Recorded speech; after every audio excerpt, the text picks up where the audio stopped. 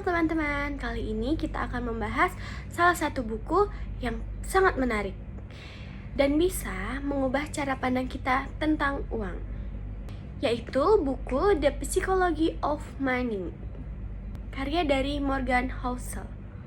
Buku ini tidak hanya membahas tentang mengelola uang, tapi juga memahami bagaimana emosi dan perilaku kita mempengaruhi keputusan finansial. Sebelum kita lanjut membahas tentang buku ini, izinkan saya memperkenalkan diri. Perkenalkan, nama saya Niputu Helmidian Tasya. Saya dari Prodi S1 Manajemen dengan NPM 244111075. Oke, buku The Psychology of Money adalah buku yang membahas tentang bagaimana psikologi kita mempengaruhi cara kita mengelola dan memandang uang. Morgan Housel sebagai penulis menekankan bahwa kesuksesan finansial tidak selalu ditentukan oleh seberapa pintar kita, tapi lebih bagaimana perilaku kita terhadap uang. Housel menyampaikan 20 pelajaran berharga tentang bagaimana mengatur keuangan dengan bijak. Di sini saya akan merangkum beberapa pelajaran penting dari buku ini. Yang pertama, keberuntungan dan risiko. Housel menekankan bahwa dalam dunia keuangan, keberuntungan dan risiko seringkali berjalan beriringan. Apa yang berhasil untuk seseorang bisa tidak berhasil untuk yang lain.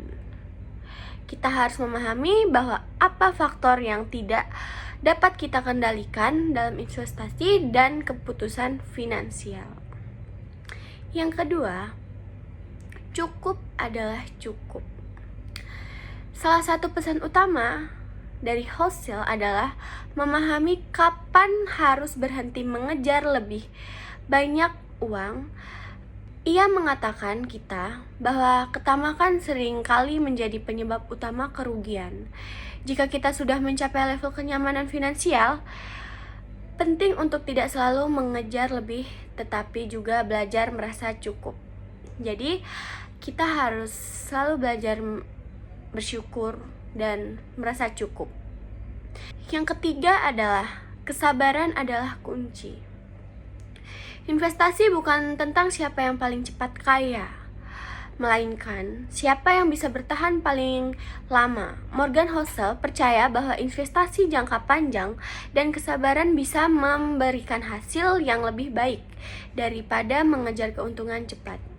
Ia memberikan contoh bahwa banyak investor sukses mengendalikan waktu dan kesabaran. Jadi tidak perlu terburu-buru untuk mengejar kesuksesan.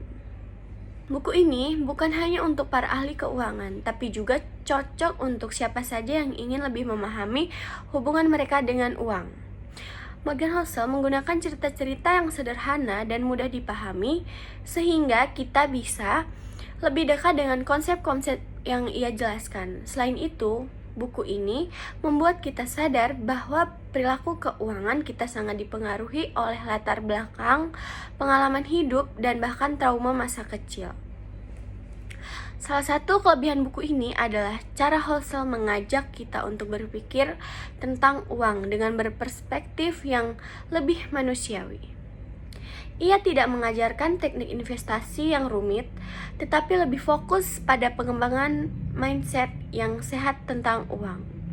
Buku ini tidak hanya mengajarkan kita tentang cara strategi mengumpulkan uang, namun buku ini mengajarkan kita tentang memahami diri sendiri dalam mengelola uang. Jadi pelajaran apa yang kita dapat dari buku The Psychology of Money ini? Jadi buku ini mengajarkan bukan hanya bagaimana strategi kita dalam mengumpulkan uang atau memperkaya kita, namun buku ini juga mengontrol kita dalam mengelola uang. Dengan memahami bagaimana kondisi kita, emosi kita bisa membuat keputusan yang lebih bijak. Bagi kalian yang tertarik untuk memahami psikologi uang dan cara berpikir sehat tentang keuangan, buku ini sangat layak untuk dibaca karena buku ini sangat mengajarkan kita untuk bagaimana kita cara mengontrol emosi, mengendalikan kita dalam cara berstrategi tentang keuangan. Baik, itu saja yang dapat saya sampaikan. Terima kasih.